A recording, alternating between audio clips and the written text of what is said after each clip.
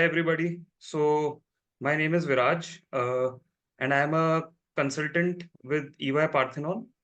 And before joining EY Parthenon, I have pursued my MBA in IIM Code, and I am a PGP 25 pass out, basically batch of 23. Before joining MBA, I did my uh, undergrad from NMIMS Mumbai, and there I am a 2017 pass out. I have cleared all the three levels of CFA. And also post completing my undergrad, I joined my business as well, which is into Emerald, and got some experience there. And apart from that, so yeah, and also I did CFA as well. So yeah, any questions? So Viraj, basically, like we see most of people coming to the MBA are from engineers and other like BCom and all those things. So like, why did you choose BBA in the first Correct. part? Honestly Abhinav, एकदम अगर honestly आपको बोलूं तो मैंने इतना सोचा नहीं था बीबीए क्यों करना है या अदर थिंग्स। मतलब मैंने कॉमर्स लिया था in 12th standard, commerce maths. तो basically natural progression for me was either going for a BCom, CA और BBA. So I saw my sister doing CA and I was honestly very much scared कि काफी ज्यादा उसमें पढ़ने का था, सब था। तो that's why I thought that I can, like, it would be better that if I pursue BBA. So yeah, nothing specific reason, but कुछ तो करना ही था undergrad. So yeah, तो that. लाइक जैसे आप बीबीए से हो, तो एमबीए में बीइंग फ्रॉम बीबीए, तो एमबीए में उस चीज का कुछ एडवांटेज होता है या फिर इक्वली है सबके लिए? आई डोंट थिंक इतना ज्यादा एडवांटेज होता है, बट हाँ, some overlap is definitely there. Like for example finance subjects में, जैसे फर्स्ट सेमेस्टर में हमारे ये फाइनेंशियल अकाउंट्स के सब्जेक्ट होते थे, एंड अपने एफएमआई का सब्जेक्ट होता था, financial and market institutions, cost accounting होती थी। सो वो सब initial term one term two में तो डेफिनेटली एडवांटेज मिलता है, if I have to be very honest with you. But post that there were other subjects as well, जो कि हमें टर्म थ्री में आते हैं, related to operations and stuff, business communication. तो वो सब में वो थोड़ा सा डिफरेंट चीज था मेरे लिए। सो या, टर्म वन में definitely there is an advantage, to be very honest, being a CA और being a BBA student. So yeah, तो बीबीए के बाद आपने क्या किया? सो पोस्ट बीबीए मैंने एज ए सेट की अपना बिजनेस ही ज्वाइन किया था, बिकॉज कोविड 19 में, अगर आपको याद हो तो 2016 में दिसंबर के अराउंड, नवंबर के अराउंड हुआ था। एंड मैंने 2017 में मैं ग्रेजुएट हुआ था, तो काफी फाइनेंशियल सिचुएशन हमारे घर पे खराब हो गई थी। And like my father was all alone in his business, so that's why I decided कि I have to support him. And side by side I was also doing my CFA as well. So मैंने level 1 college के साथ ही clear कर लिया था। सो उसके बाद मैंने थोड़ा बहुत एमरल्ड का काम सीखा कि एमरल्ड मैन्युफैक्चरिंग कैसे होती है, how is it sourced, how it is manufactured, how sales happens, and eventually to increase our revenues, मैंने ब्रोकरेज स्टार्ट कर दी। So we were initially into only manufacturing and trading, but then I started the brokerage thing, because काफी loss हो गया था, and मतलब recover करना था पैसा। तो दैट्स व्हाई ये था सीन। तो ब्रोकरेज कैसे डिफरेंट है from manufacturing and trading? So boss, manufacturing trading में क्या होता है आपका कि आप ही खुद माल ला रहे हैं, खरीद रहे हैं, परचेज कर रहे हैं, माल को पूरा बना रहे हैं, एंड देन सेल भी आप ही कर रहे हैं। So end to end process आप खुद ही मैनेज कर रहे हैं। अब इसमें क्या होता है ना, due to Covid 19, lot of liquidity crunch was there in the market, and उसकी वजह से हमारे काफी सारे पेमेंट्स अटक गए, very big payments. So that is why financial situation घर की बहुत खराब हो गई थी, specially in 2016। And and brokerage how it's different is कि आपकी कोई रिस्क नहीं, आपकी basically it's all about your own sales skills. आप कितना अच्छे से माल बेच सकते हैं, आपको बायर और सेलर को मिलके बिठाना है टेबल पे और धंधा करवाना है बेसिकली। तो उसमें मतलब हमारी कोई इनिशियल इन्वेस्टमेंट नहीं होती है, बट या, it requires a lot of skills. और मतलब दूसरा ये होता है कि आप दोनों पार्टीज हैं, बायर हैं, सेलर हैं। So buyer needs to be confident about the seller, that the the goods they are purchasing from the seller is of a certain standard quality, and seller को भी ये श्योरिटी होनी चाहिए कि यार मेरा पैसा टाइम पे आ जाए। तो वो एक आपका रिस्क फैक्टर रहता है ब्रोकर के लिए regarding the reputation. But apart from that, since आपकी कोई इन्वेस्टमेंट नहीं होती, तो it's a good source of income for you as well. तो तो मार्जिन वहां ज्यादा किसमें होते हैं, मैन्युफैक्चरिंग में होते हैं या फिर आपके ब्रोकरेज में होते प्री कोविड अगर मैं कहूँ तो मैन्युफैक्चरिंग में अच्छे मार्जिन थे, लाइक 40-50% हैं? मार्जिन थे, कोविड बट और पोस्ट कोविड, डीमोनेटाइजेशन। हाँ pre, correct correct correct, thanks for pointing out Abhinav. And ये अपना कोविड ही नहीं, pre Covid as well as pre demonetization margins were very good, like it was as high as 40%, 50%, 60%। But demonetization के बाद काफी problems हुई हैं, और अभी आज के डेट में अगर मैं आपसे बात करूं तो 5-10% से ज्यादा मार्जिन नहीं है ट्रेडिंग में। और अगर मैं ब्रोकरेज की बात करूं तो स्टैंडर्ड रेट रहता है 1.5 to 2%। अब चाहे आप 1 लाख का धंधा कराओ, चाहे आप 1 करोड़ का धंधा कराओ, चाहे 10 करोड़ का धंधा कराओ, आपका 1.5-2% पक्का है। और पेमेंट भी आपकी टाइम पे आ जाती है। और अगर आप ट्रेडिंग मैन्युफैक्चरिंग करते हैं तो आपको प्रॉफिट ज्यादा बनता है आपका, लेकिन आपका पेमेंट भी लंबे समय के लिए अटकता है, लाइक 5 मंथ, 6 मंथ, 7 मंथ्स। सो यहाँ ये प्रोज एंड कॉन्स हैं, बट इवेंचुअली तो यार पैसा ही बनाना था, और सिचुएशन अच्छी नहीं थी घर की, तो इसलिए 1.5-2 साल, 2.5 साल वो काम किया। And then basically like if someone wants to learn about the business, ठीक है, तो ब्रोकरेज से स्टार्ट करके, ठीक है, देन थोड़ा पैसा बनाकर मैन्युफैक्चरिंग एंड ट्रेडिंग में जा सकते हैं। यार आई वुड सजेस्ट कि मतलब you are to a certain extent right, but in my opinion what I have observed is that पहले you should learn how the entire the processes, कि from where which places this emerald, the raw material of emerald is sourced, how it is manufactured, how it is sold. So initial 6 to 8 months you should sit at a good place, like मतलब मैं भी एक जगह पे सीखा था काम with the मतलब जो आपके लेबरर्स होते हैं उनके साथ बैठ के आप सीखें काम 6 to 8 months। Don't be hesitant कि यार इन लोगों के साथ कौन बैठेगा क्या बैठेगा, मतलब you have to work on the ground. पहले आप ये देखो माल बनता कैसे है, बाद में आप देखो कि माल कैसे बिकता है, and then probably yes you should start with trading and eventually get into, मतलब you should start with broking and then eventually you should get into trading, वैसा है। And what I feel is, जो आपने ये process बताया ना, ठीक है, चाहे हम्म, कोई भी बिजनेस हो, कोई भी धंधा हो, सबके लिए ये सेम ही होगा, ये जो फ्रेमवर्क आपने बोला। बिल्कुल बिल्कुल, ये फ्रेमवर्क ही हो गया बॉस, बिल्कुल। तो फिर उसके बाद एमबीए का प्लान कैसे बना? सो मतलब यार एमबीए का ऐसे बना प्लान कि इनिशियली 1.5-2 साल बिजनेस करते करते थोड़ा बहुत तो पैसा इकट्ठा कर लिया था, but then I had a lot of conversations with my father regarding this subject, and he said कि यार see right now the situation is not very good. So you one of the and like I have my younger sibling as well who was in college at that time, so he was also not earning that much, so complete responsibility was on me and my father. So he told कि यार तू दूसरी line में जा, मतलब you start basically you study and go for an MBA or do UPSC civil services government exam, so that एक stable stream of income बन गई, because we had saw that very bad face in 2016-17, मतलब बहुत ही खराब हालत हो गई थी यार घर में। तो पूरा पूरा मतलब फादर की गाइडेंस की वजह से उन्होंने बोला कि यार कैट के लिए प्रिपेयर करो आप, और सीएफए तो आप कर ही रहे हो, सो कहीं ना कहीं this will definitely help you in future. So मतलब ऐसा कोई रीजन नहीं था यार, फाइनेंशियल सिचुएशन खराब थी इसलिए एमबीए करने का ही मन बना। And looking at various options like UPSC civil services, वो मैंने देखा तो है, मुझे समझ आएगी कि that is not my cup of tea honestly. cat was something I thought कि हाँ this is mostly possible, so that's why I went for cat. अब So yeah. मेरी भी कुछ एक्चुअली सिमिलर स्टोरी है कि आई हाँ, वाज आल्सो इंटरेस्टेड इन, ठीक है, सीडीएस। तो कॉलेज के फाइनल ईयर में I was preparing for it.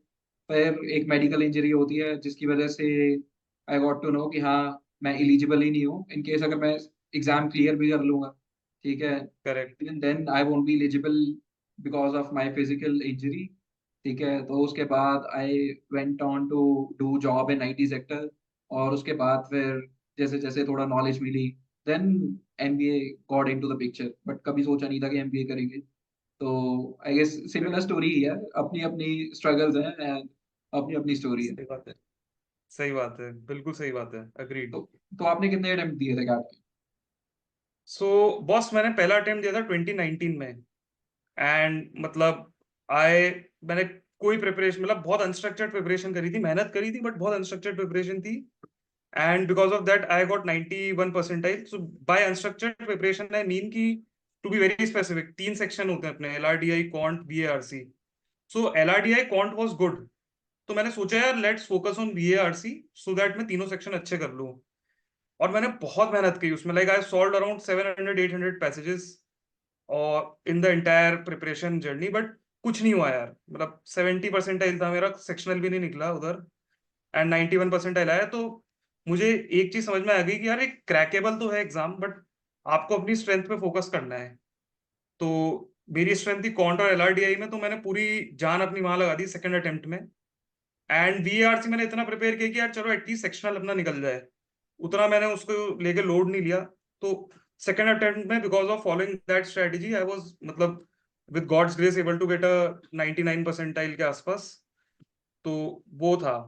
And secondly अगर मैं आपको और इसमें डेप्थ में बताऊं, तो मैंने अपने लिए एक वो सेट कर रखा था कि यार रेप्रीमांड सिस्टम, मतलब मैं क्या पैरा स्पेशल फोर्सेस को बहुत मतलब मानता हूँ टू बी वेरी, मतलब काफी लोग, बहुत अनपॉपुलर ओपिनियन हो सकता है ये, बट आए नेवी सील्स हो गए, अपने पैरा एसएफ्स हो गए।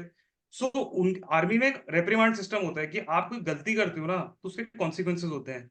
मेरे अटेम्प्ट वन में मैं क्या करता था ना, मैंने अपने आसपास इतना कंफर्ट जोन था, मेरे फ्रेंड्स थे, मेरी फैमिली थी, तो वो बोलते थे कि डोंट टेक लोड, चिल, क्या हो गया, if this mock has gone bad another mock will be good, things will turn out well and all that stuff, वो ज्ञान वाली बातें मिलती थी। बट यार रियलिटी है कि ज्ञान से कुछ नहीं होता, मतलब to be very honest. Second attempt में ये हुआ था कि मैंने अपने लिए रिप्रीमांड सिस्टम सेट कर लिया था कि भाई इफ आई स्पेंड लेट से, जैसे आप कैट के अटेम्प्ट्स देते थे, टाइम के मॉक्स देते थे, तो आपको याद होगा कि उसमें आपको दिखाते थे कि एक क्वेश्चन पे या एक डीएलआर के सेट पे आपने कितना टाइम स्पेंड किया। तो मैंने बोला, मैंने एक रेप्रीमांड सिस्टम लाया है कि भाई इस सेट पे, एक सेट पे अगर मैंने एवरेज 12 मिनट से ज्यादा दिए, तो मैं उस दिन 30 सेट सॉल्व करूंगा। अब उससे क्या होता है ना अभिनव, कि आप जब अपने लिए एक कॉन्सिक्वेंस सेट करते हैं ना, ये मेरी पर्सनल ओपिनियन है, people might differ and I respect that, but मेरी पर्सनल ओपिनियन यार, मतलब मैंने ये चीज देखी कि वो आपकी मसल मेमोरी में वो पेन बैठता जाता है कि यार पेपर देते वक्त यार इस पे अगर मैं मान लो 12 मिनट बैठा, 15 मिनट बैठा, तो आज मेरे को एक कॉन्सिक्वेंस बियर करना पड़ेगा। तो फिर मेरा वो time to solve that question reduce होता गया। एंड जैसा मैंने बोला, वीएआरसी मेरे को समझ में आ गया था कि यार honestly it's not my cup of tea. लोग बहुत उस पे बोलते हैं कि रीड करो, न्यूज़पेपर रीड करो, बुक्स रीड करो, for some people it work, for me it did not work to be honest. तो मैंने बोला कि यार यहाँ पे 85-86 टारगेट करते हैं, बाकी आप, बाकी क्वांट और एलआरडीए में मैंने खींच लिया था फिर। तो this was about the prep यार। यार बहुत इंटरेस्टिंग स्ट्रेटजी है, मतलब ये मैं एक्चुअली पहली बार सुन रहा हूँ किसी को ये स्ट्रेटजी फॉलो करते हुए। नहीं तो आपको लिंक्डइन पे, फेसबुक पे, यूट्यूब पे बहुत सारी स्ट्रेटजीज मिल जाती हैं जिसमें लोग बहुत सारी ज्ञान देते हैं। सही भी होता है, गलत भी होता है, बाकी तो चलो सबका अपना अपना पर्सनल व्यू पॉइंट होता है। बट ये आपकी स्ट्रेटजी मैं पहली बार सुन रहा हूँ कि किसी ने ऐसी स्ट्रेटजी फॉलो की। Correct correct correct. भैया मतलब सबको जो सूट करता है, टू whomever इट सूट्स, मतलब वैसे प्रिपेयर करते हैं लोग तो यार। तो फिर IMK में आपका you are rank 1 gold medalist, ठीक है। आपके BBA में भी यू आर रैंक 4, मतलब आप तो हमेशा से स्कॉलर रहे हो। अरे नहीं नहीं, ऐसा कुछ नहीं है यार। अगर तो मतलब बेसिकली अगर कोई किसी का ड्रीम हो, ठीक है, रैंक 1 होना, तो क्या चीज़ उसको करनी चाहिए? अ, ये बहुत अच्छा क्वेश्चन है मेरे हिसाब से। पहली बात तो यार, मतलब आपको ऑनेस्टली बताऊं एकदम, मेरा ड्रीम कभी नहीं था कि मेरे को रैंक बनाना है, 2 आना है, 3 आना। मेरा ये जरूर था टारगेट कि यार अकेडमिकली मेरे को अच्छा करना है, टॉप 5% में रहना है।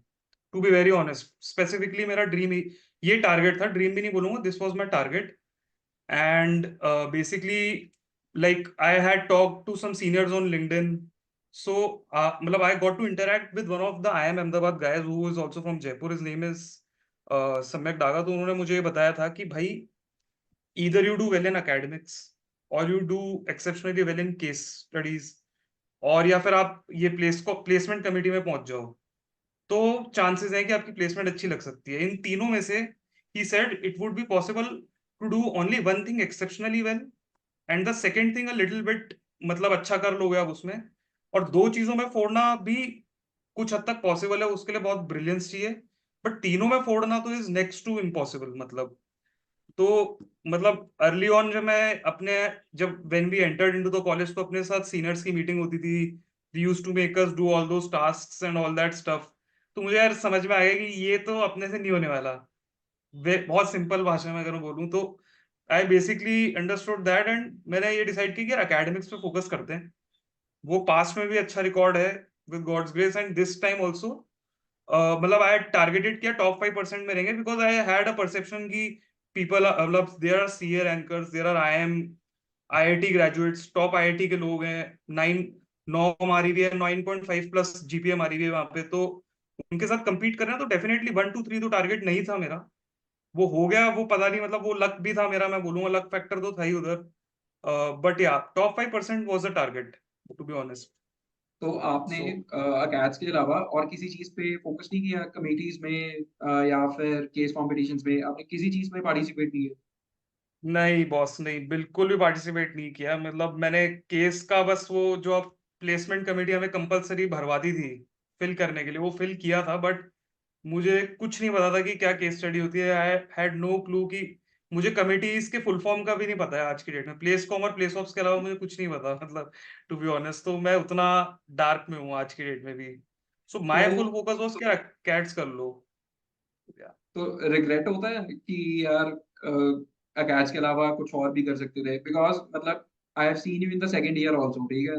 तो सेकंड ईयर में यूजुअली लोग थोड़ा चिल होते हैं, फर्स्ट ईयर में सब बहुत ज्यादा फाड़ने में लगे होते हैं, बट सेकंड ईयर में लोग चिल होते हैं। But I have seen you, ठीक करेक्ट। है, कि आप हर एक क्लास में, ठीक है, you were the one who was doing class participation, ठीक है, हर एक सब्जेक्ट में फोड़ रहे हो। तो कुछ होता है, रिग्रेट होता है कि यार थोड़ा ज्यादा एंजॉय कर लेते हैं या कुछ और चीजें कर लेते हैं, या फिर यू आर हैप्पी विद कि हाँ यार आई एम रैंक वन, ठीक है, मेरी प्लेसमेंट अच्छी जगह हो गई है and I am happy with that? यार मैं I am very much content with whatever outcome I was able to achieve in my college. तो या मतलब उसको लेके तो कोई रिग्रेट नहीं है। एंड मतलब I am very happy that I took that decision to focus on academics. And like people से कि आप केस कॉम्स करो, आप कमिटीज ज्वाइन करो, आप तो ही नेटवर्क कर सकते हो। तो इसके रिगार्डिंग मैंने आपकी एक पोस्ट भी बहुत पहले की पढ़ी थी, विच आई कम्प्लीटली एग्री विद कि यार फॉर नेटवर्किंग ना, मतलब if you have something in you, people will, मतलब वो पुल फैक्टर बनेगा पुश की जगह। तो इनबाउंड एंड नेटवर्किंग बेसिकली।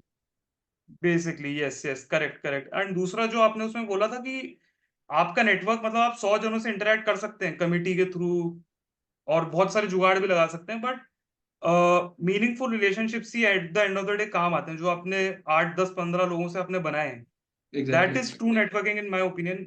मतलब हो सकता है लोगों के कुछ अलग ओपिनियंस हो, बट मुझे तो ये फील हुआ यार बेसिकली ड्यूरिंग द। नेटवर्किंग वही, मतलब वो पोस्ट लिखने से पहले ना आई वाज लाइक कि नेटवर्किंग बहुत ओवर हाइप, ठीक है, टर्म है in correct case of B schools, ठीक है? तो वो करेक्ट। 2 साल जब बी स्कूल में निकाले, ठीक है, तो कुछ जो चीजें ऑब्जर्व की, उनके बेसिस पे फिर मैंने वो लिखा कि सबसे पहली जो चीज है ना नेटवर्किंग के लिए, that it should be genuine, ठीक है? आप ऐसा नहीं करेक्ट होनी चाहिए कि just for the sake of networking आप लोगों को बुला रहे हो, ठीक है? अगर आप किसी को बुला रहे हो, आप किसी को अच्छे से बुला रहे हो, तो वो दिल से होना चाहिए, आप दिल से रिस्पेक्ट करो लोगों को, ठीक है? वही चीजें आगे तक बिल्कुल। जाएंगी। फिर उसके बाद बी स्कूल्स में यूजुअली बहुत चीजें हमेशा ट्रांजैक्शनल होती हैं, ठीक है?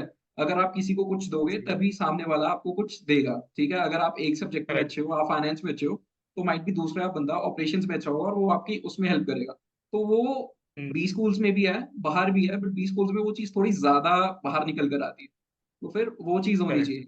बाकी अगर आपके कॉमन इंटरेस्ट हैं, ठीक है, आप हमेशा जैसे अगर आप कॉलेज में जिम कर रहे हो या आप सेम स्पोर्ट्स खेल रहे हो, तो वो चीज आपको हेल्प करेगी। और इन द एंड वही है कि जितने जेन्युइन कनेक्शंस होंगे आपके, ठीक है, मतलब करेक्ट अगर आप भागोगे ना किसी चीज के पीछे, अगर आप कनेक्शंस बनाने के पीछे भागोगे, तो वो उतना ही आपसे दूर जाएंगे। और मतलब ये हर एक चीज में, आप किसी भी लाइफ में किसी भी चीज में ये कॉन्सेप्ट लगा लो, जितना आप चीज के पीछे भागोगे वो आपसे उतना दूर जाएगी। तो इट्स बेटर कि आप खुद पे काम करो, ठीक है? You will correct. Attract right things rather than कि आप उन चीजों के पीछे भागो और आप गलत चीजों में पड़ जाओ, ठीक है? Just work for it, work on yourself, और जो सही चीज होगी ना, what you deserve you will get it. Correct, बिल्कुल 100% agreed with what you said. And मतलब एक जो आपने अभी पहले क्वेश्चन पूछा था, उसमें मुझे एक थॉट और आया आपसे बात करते करते, जो आप बोल रहे थे एकेडमिक्स पे आपने फोकस किया, तो आपको रिग्रेट है कि नहीं है? मतलब another reason that why I don't have regret is because यार अभी जब 6 to 7 months हो गए हैं इनटू द ऑर्गेनाइजेशन, तो हियर आई हैव फाउंड कि मतलब there are many concepts that you can apply. जैसे फॉर एग्जांपल फाइनेंशियल मॉडलिंग कर सकते हैं आप, आप ऑपरेशंस का अगर आपने कोई कॉन्सेप्ट पढ़ा है टर्म 3 के अंदर, if you remember it, if you have studied it well, you can apply it in your job as well, because आप देखेंगे most of the people who come into the organization, मतलब वो ये सब कॉन्सेप्ट्स ना भूल जाते हैं, फिर उनको अल्टीमेटली सब कुछ वापस से गो थ्रू करना पड़ता है दोबारा से, तो and it takes a lot of time for them to catch up. तो चीजें क्या फास्ट समझ में आती हैं अगर आपने अकेड्स पे फोकस किया है, तो ये मेरा पर्सनल ऑब्जर्वेशन था। हो सकता है people might have different experiences as well, but at least in consulting तो I have definitely seen this कि एकेडमिक्स का अच्छा रोल है, मतलब वहाँ पे it plays a very important role. और ऑल्सो आपको थोड़ा सा एकेडमिक्स पे आप फोकस करते हैं बी स्कूल में, तो यू आर प्रिटी मच, मतलब डिसिप्लिन में भी आप रह पाते हैं एज कम्पेयर टू अगर आप दूसरी चीजें करते हैं। तो case comps I would say is a very great thing, मतलब अपार्ट फ्रॉम एकेडमिक्स, अगर आप एकेडमिक्स में ज्यादा फोकस नहीं करना चाहते हैं तो you can also focus on case competitions. तो वहां पे भी आपकी काफी लर्निंग होती है, आपकी Microsoft PPT skills, Excel skills भी अच्छी होती हैं।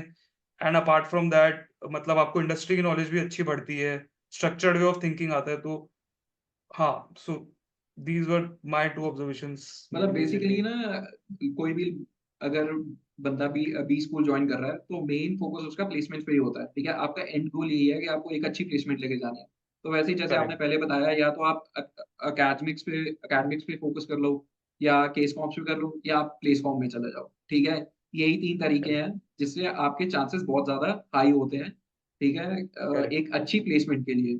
तो प्रोबेबिलिटी मुझे लगता है कि सबसे ज्यादा प्रोबेबिलिटी एज इन जो सबसे ज्यादा आसान चीज है वो एकेडमिक्स ही है, क्योंकि आप करेक्ट। जैसे 500 स्टूडेंट्स हैं, आप 500 स्टूडेंट्स के साथ compete कर रहे हो, ठीक है। तो करेक्ट। आपके लिए आसान होगा वो 500 स्टूडेंट्स के बीच में से रैंक लेके आना, टॉप 5 परसेंटाइल में आना, टॉप 10 परसेंटाइल में आना, ठीक है। और अगर आप करेक्ट। केस कॉम्पिटिशन्स पे जाओगे then it's pan India level, ठीक है। फिर पैन ट्रू। इंडिया या फिर पैन वर्ल्ड लेवल पे भी होता, ठीक है। प्लेस कॉम इज की मतलब काफी डाइसी है, अगर हो गया, नहीं हुआ नहीं हुआ, ठीक है। और प्लेस कॉम के लिए भी काफी ज्यादा रिगरस सिलेक्शन क्राइटेरिया होता है किसी भी कॉलेज के लिए। तो वो अगर आप करेक्ट। में चीज नहीं है तो आप वो नहीं कर पाओगे, ठीक है। और ऐसा नहीं है कि अगर आप प्लेस फॉर्म में हो तो आपकी प्लेसमेंट अच्छी होगी ही होगी, तो ऐसा नहीं है। मतलब हमने अपने प्लेसमेंट सीजन में देखा कि कुछ प्लेस फॉर्मर्स का फाइनल्स में भी एंड तक उनका नहीं हुआ था। ट्रू। ट्रू। हाँ, तो अकैड्स इज द वन थिंग कि जो आपको हमेशा थोड़ा एडवांटेज देंगे। एंड ऑल्सो जो आप कह रहे हैं बिल्कुल, मतलब I totally agree with you. And also मतलब depends upon the individual also यार, कि मतलब उसको किस चीज में कॉन्फिडेंस है कि वो हाँ, अकेड्स अच्छी कर सकते। कि अगर मान लो किसी को अकेड्स में कॉन्फिडेंस नहीं है, ना ही केस कॉम्प में है, बट उनको लगता है कि they can make an impact by going into place comp, मतलब इम्पैक्ट तो क्या ही, बट मतलब it can be beneficial for them in the final placement, so या they should go for it. But it completely depends upon the individual in the end, कि वो what but are they comfortable. Usually what but happens is कि अगर आपको place com में भी जाना है, ठीक है, तो करेक्ट। उनके भी जो सिलेक्शन क्राइटेरिया होता है ना, वो भी काफी हार्श होता है, मतलब हार्श एज इन वेरी काफी वेरी स्ट्रिक्ट होता है, रिगरस। ठीक है। तो वेरी वेरी अगर रिगरस। हाँ, तो अगर आप एक ऐसी जगह से आ रहे हो ना, आप एवरेज स्टूडेंट हो, ठीक है, तो correct. You might not be able to handle those things, ठीक है, क्योंकि सबसे ज्यादा बी स्कूल में अगर किसी पे प्रेशर होता है तो वो प्लेस कॉम पे ही होता है। तो लोग बिल्कुल चाहे सही जितना बात है। मर्जी प्लेस कॉम को बुरा बोले, बट सबसे ज्यादा अगर कोई कमेटी प्रेशर फील करती है, ठीक है, या सबसे बंदे कोई सबसे ज्यादा प्रेशर फील करते हैं बी स्कूल में, वो प्लेस कॉमर्स ही होते हैं।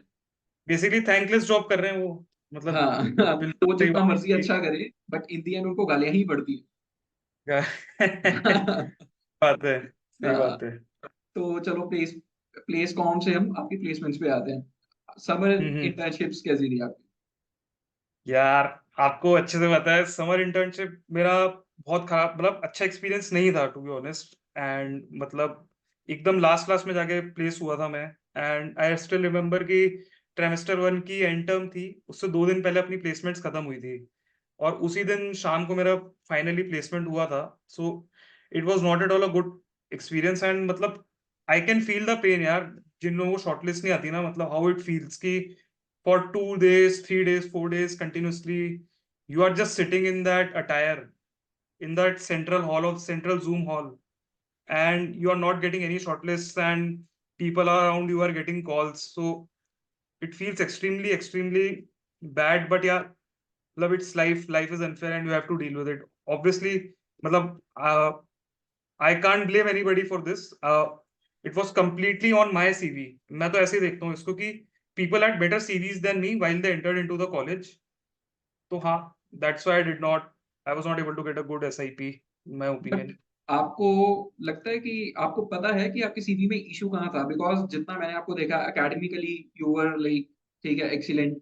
उसके बाद आपके पास सीएफए लेवल 1, 2, 3 तीनों सर्टिफ़िकेशंस थी, ठीक है? तो करेक्ट। आपको शॉर्ट लिस्ट नहीं आ रही थी या आप कन्वर्ट नहीं कर पा रहे थे? मेरे को शॉर्टलिस्ट नहीं आ रही थी सर, तो मेरी सिर्फ एक ही शॉर्टलिस्ट आई थी। मेरे को जो ध्यान है फिन आईक्यू की, और इंटरव्यू चला होगा 5 या 7 मिनट, टेक्निकल इंटरव्यू था। सो अच्छा गया था वो, बट पता नहीं, I was not somehow able to make into it. So हाँ, I had only one shortlist in the entire SIP. So shortlist ही नहीं आ रही थी। एंड उसका major reason what I think is that मेरा वर्क एक्सपीरियंस जो मेरा था काफी ज्यादा था। I guess it was 36 plus months. So that had a negative impact during our time. And जैसा आपने बोला सीएफए L3 क्लियर था, but I did not have shortlist from JPMC, GS, Nomura, nothing, no shortlist. And academically भी I guess मेरा 10th standard में काफी कम था, around 8 था, मतलब इट वाज अ 8 जीपीए। तो 10th स्टैंडर्ड में my academics was extremely pathetic. तो उस वजह से, and also I did not have some brand in my CV कि यार, like there were for that what we say, यार मैं तो भूल भी 5 गया क्या पॉइंट्स, टर्म होती है। 5 पॉइंट्स। स्पाइक पॉइंट्स, हाँ, स्पाइक पॉइंट्स। तो वो स्पाइक पॉइंट्स में मेरे पास कुछ ब्रांड नहीं था दिखाने के लिए कि कहीं मैंने जाके कुछ फोड़ा हो या कुछ किया हो। सो वो सब चीजों का कल्मिनेशन थी वो चीज। और ये ऑनेस्टली इतनी मेहनत करी भी नहीं थी मैंने सीवी मेकिंग पे। तो अ, मतलब मुझे और मेहनत, अगर मैं थोड़ी ज्यादा मेहनत करता, थोड़ी लोगों से बातचीत करता, आई एम सॉरी, तो I guess outcome would have been better, but या नहीं हो मतलब पाया मेरे यार। साथ भी कुछ सिमिलर ही सिचुएशन थी। तो हम्म। मुझे शॉर्टलिस्ट एक तो आ रहे थे बट कम आ रहे थे। जो आ रहे थे करेक्ट, वो थोड़ा कन्वर्ट नहीं हो रहे थे, ठीक है? तो करेक्ट, मतलब करेक्ट, बेसिकली जब मैं आया था ना आईएम में, मेरी परसेप्शन ये थी कि एक बार तुम आईएम में घुस गए, ठीक है? फिर इक्वल फील्ड है सबके लिए, ठीक है? कि करेक्ट, सब एक लेवल पे हैं, तो अंदर जाके तुमने जितनी मेहनत कर ली, उस बेस पे तुम्हें जज किया जाएगा। जो कि बड़ा सबसे बड़ी मिथ है ये, ठीक है? जो तुम करेक्ट, पीछे से करेक्ट, लेकर करेक्ट। आ रहे हो ना, वो तुम्हें आगे हम्म। भी तुम्हारे साथ जाएगा, ठीक है? तो मतलब अगर तुम्हारे अकैड्स अच्छे नहीं है, ठीक है? पर तुमने कैट करेक्ट, फोड़ दिया, तुम्हारी परसेंटाइल काफ़ी हाई आ गई है, ठीक है? तो तुम्हें आगे जाके वो जब कंपनी शॉर्टलिस्ट करेगी ना, ठीक है? वो तुम्हें वहाँ पे दिखेगा कि हाँ यार कि कंपनी किस बेसिस पे शॉर्टलिस्ट करी है। चाहे तुम्हें क्राइटेरिया नहीं पता होगा, ठीक है? But correct. तुम्हें दिखेगा कि हाँ यार, जो एक्सीलेंट प्रोफाइल्स है ना, शॉर्टलिस्ट सिर्फ उनको ही आ रही है। और अगर तुम्हारी एक एवरेज प्रोफाइल है, तो अगर दूसरे बंदे को 10 शॉर्टलिस्ट आ रही है, तो तुम्हें 3 या 4 आएंगी। Correct, agreed, agreed. मतलब मेरा भी परसेप्शन जो आपने बोला वैसा ही था कि यार एमबीए हो गया, लाइफ सेट है, चिल मारो। But in the first month I realise कि यार इतना सिंपल नहीं है जितनी चीजें बाहर से दिखती हैं, या वॉट एवर लोगों ने मार्केटिंग गिमिक्स बनाए कि मतलब you get into MBA you will get 20 lakhs, all is set, life is set. ऐसा नहीं है यार, मतलब it's very difficult to first get into such a college, and उसके बाद और भी डिफिकल्ट है to get such good placements, and specially for people जो कि फर्स्ट जनरेशन है टू गेट इनटू आईएम्स और आईआईटीज। जैसे देयर वर मेनी पीपल जिनके already they had guidance from their parents और या some close exactly, relatives. Exactly, exactly. So ये उसका भी मतलब यार डिफरेंस होता है। तो बहुत ज़्यादा डिफरेंस बहुत होता सारे, है। करेक्ट, अवेयरनेस का करेक्ट, आपके पेरेंट्स को कितनी अवेयरनेस है या फिर आपको कितनी अवेयरनेस। अवेयरनेस है, ठीक है? तो उस चीज़ से बहुत फ़र्क पड़ता है। बहुत, मतलब आपने बिल्कुल सही वर्ड यूज किया भी, अवेयरनेस तो बहुत ज्यादा इम्पैक्ट पड़ता है। बट वही है, मतलब यार मैं तो जैसे जो आपकी ऑडियंस भी है उनको यही मैसेज देना चाहूंगा कि डिसहार्टन होने की जरूरत नहीं है। मतलब दिस इज ये प्रोसेस है यार, आपको गो थ्रू करना होता है। आप मतलब लाइफ में आप ये सोचो कि सब हंकी डोरी होगा, वैसा नहीं होता। मतलब एट सम पॉइंट और the other you will have to face challenges and obstacles. तो वो तो पार्ट एंड पार्सल है जर्नी का। आपकी रिएक्शन, आपका प्रोसेस अच्छा होना चाहिए। मतलब आप नेगेटिव जोन में मत जाओ, because I have seen a lot of people कि यार मतलब उनकी एकेड्स खराब हो गई फर्स्ट टर्म में, and they were not able to get a good placement as well, and they just give up यार कॉलेज में। तो वो चीज नहीं करनी चाहिए। You should think about your parents, you should think about your financial position also कि यार मतलब ठीक है, अभी जो सिचुएशन है इससे कैसे बेटर कर सकते हैं, इससे कैसे बाहर आए अच्छी तरीके से। तो पॉजिटिव फ्रेम ऑफ माइंड में रहना चाहिए हर सिचुएशन में। मैंने तो ये देखा, मतलब बी स्कूल में बहुत बड़ी लर्निंग तो यही थी।